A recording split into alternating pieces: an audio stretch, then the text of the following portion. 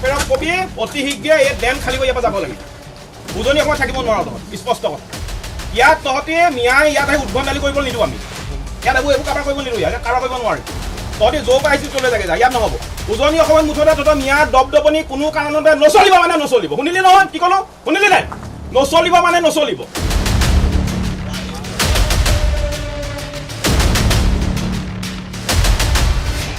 বাপেৰক কবি ইয়াৰ পৰা যাবলৈ কবি লাষ্ট ৱাৰ্নিং দি থৈ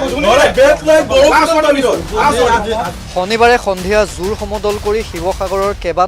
কেইবাটাকৈও জাতীয় দল সংগঠনে ইতিমধ্যে ঘোষণা কৰিছিল যে যিসকল সন্দেহযুক্ত বাংলাদেশী বা যিসকল সন্দেহযুক্ত নাগৰিক উজনি অসমত আছে তেওঁলোকে উজনি অসম ত্যাগ কৰিব লাগিব এই কথাটো স্পষ্ট আৰু বিভিন্ন প্ৰান্তত ৰাজ্য চৰকাৰৰ নিৰ্দেশত বা ৰাজ্য চৰকাৰৰ তৎপৰতাত যি উচ্ছেদ অভিযান চলিছে সেই উচ্ছেদ অভিযানতো বিভিন্ন দল সংগঠনে তেওঁলোকে সমৰ্থন আগবঢ়াই আহিছিল আৰু উৰিয়াম ঘাটৰ সময়তেই যেতিয়া এটা বিষয় চৰ্চাত আছিল যে উজনি অসমৰ শিৱসাগৰত বা উজনি অসমৰ বাকী আন যিকেইখন জিলা সেই জিলাকেইখনত উচ্ছেদ অভিযান চলিব লাগে এইটো বিশেষভাৱে দাবী আছিল আৰু বহুকেইটা দল সংগঠনে কালি জোৰ সমদল কৰি এক প্ৰকাৰ ঘোষণা কৰিছিল যে সন্দেহযুক্ত নাগৰিকে ইয়াৰ পৰা বিদায় ল'ব লাগিব উজনি অসম ত্যাগ কৰিব লাগিব আৰু তাৰ পিছতেই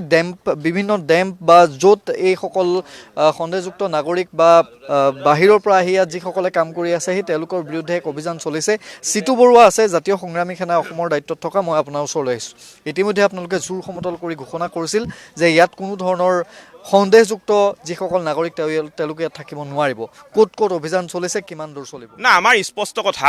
এই মাতৃভূমিত কেৱল মাত্ৰ খিলঞ্জীয়া মানুহৰ প্ৰভুত্ব আধিপত্য থাকিব লাগিব ইয়াত মিয়া দপদপি আমি সহ্য নকৰোঁ আৰু সেইবাবে আজি ৰাতিপুৱা পুৱা 4 বজাৰ পৰা আমি মিয়া খেদা অভিযান আৰম্ভ কৰিছোঁ 4টা বজাত আমাৰ ৰাতিপুৱা 4টা বজাত আমাৰ সংগ্ৰামী সতীৰ্থসকলে আমাৰ শিৱসাগৰ দেওবৰীয়া যিখন কৃষক বজাৰ বহে এই কৃষক বজাৰখনলৈ নামনি অসমৰ বিভিন্ন ধৰণৰ মিয়া আহে এই মিয়াবিলাকক উভতাই পঠিয়াই দিছে আৰু এতিয়া আমি শিৱসাগৰ জিলাত যিমানবিলাক লোহাৰ ডেম আছে মিয়াৰ লোহাৰ ডেম আছে সকলোকে আমি সতৰ্ক কৰি দিছোঁ অতি শীঘ্ৰেই উজনি অসম ত্যাগ কৰিব লাগিব অন্যথা পৰিস্থিতি বেয়া হ'ব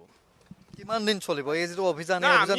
আমাৰ অভিযান আমি চলাই লৈ গৈ থাকিম কিন্তু এটা কথা স্পষ্ট যে আমি মিয়াক কোনো সময়সীমা নিদিওঁ মিয়াই অতি শীঘ্ৰে উজনি অসম খালী কৰিব লাগিব উজনি অসমত তেওঁলোকৰ ইয়াত আমি দপদপনি সহ্য নকৰোঁ ইয়াৰ পূৰ্বেও দেখা পোৱা গৈছিল যে বিভিন্ন দল সংগঠনে যেতিয়া ইয়াৰ পৰা সেই আন্দোলনটো আপোনালোকে কৰিছিল তাৰ পৰৱৰ্তী সময়ত দেখা গৈছিল যে এটা সময়ত ইয়াৰ পৰা নামনি অসমৰ পৰা যিসকল লোক আহিছিল তেওঁলোকে উজনি অসম এৰিছিল কিন্তু পুনৰ সেই একেটাই ছবি দেখিবলৈ পোৱা গ'ল সেই মুহূৰ্তত কথাটো অলপ বেলেগ ধৰণৰ আছিলে সেই মুহূৰ্তত আমাৰ অসম চৰকাৰে কোনো ধৰণৰ সহযোগিতা কৰা নাছিলে শিৱসাগৰ জিলা প্ৰশাসন আৰু উজনি অসমৰ গোটেই প্ৰশাসনিক ব্যৱস্থাটোৱে কোনো ধৰণৰ সহায় সহযোগিতা নকৰাৰ বাবে আমি ৰৈ দিবলগীয়া হৈছিলে কিন্তু এইবাৰ তেনেধৰণৰ কথা নাই এইবাৰ আমাৰ শিৱসাগৰ জিলাৰ জাতীয় সংগ্ৰামী সেনা অসমৰ লগতে শিৱসাগৰ জিলাৰ কেইবাটাও জাতীয় জনগোষ্ঠীয় দল সংগঠন আৰু উজনি অসমৰ কেইবাটাও জাতীয় জনগোষ্ঠীয় দল সংগঠন আমি ঐক্যবদ্ধ হৈছোঁ আৰু ঐক্যবদ্ধ হৈ আমি মিয়া খেদাত আমি অভিযান আমি আৰম্ভ কৰিছোঁ এই যিটো অভিযান আপোনালোক যিহেতু আছে গতিকে এই অভিযানটোত কেনেধৰণে বা এই গোটেই প্ৰক্ৰিয়াটো কেনেধৰণে আপোনালোকে আগুৱাই লৈ যাব সংকল্প কেনেধৰণে লৈছে আজিৰ পৰা আমাৰ হৈছে আৰম্ভণিহে আচল আমাৰ আজিৰ পৰা একদম একেলেঠাই চলি যাব যেতিয়ালৈকে উজনি অসমৰ পৰা মিয়া ইয়াৰ পৰা নাযাব তেতিয়ালৈকে আমাৰ অব্যাহত থাকিব আমাৰ কাৰ্যসূচী কিমান দিন চলিব এই যিটো অভিযান ডেম্পত যেতিয়ালৈকে মিয়া নাযায় তেতিয়ালৈকে অভিযান চলি থাকিব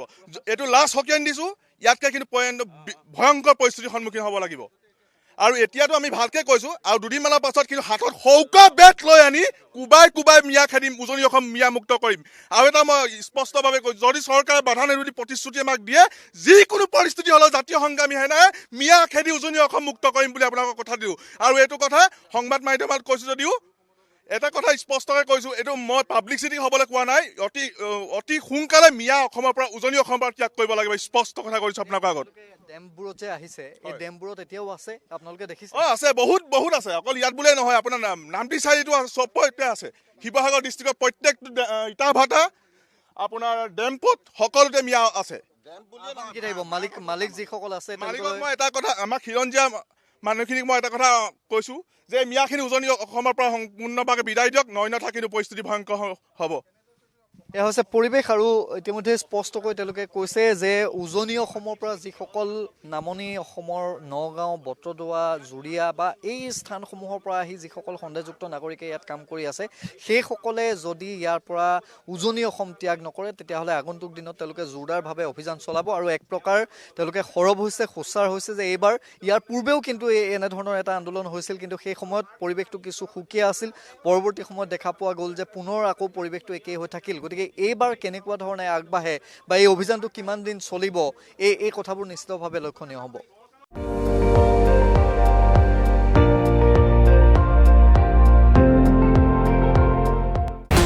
আপুনি চাই আছে ND24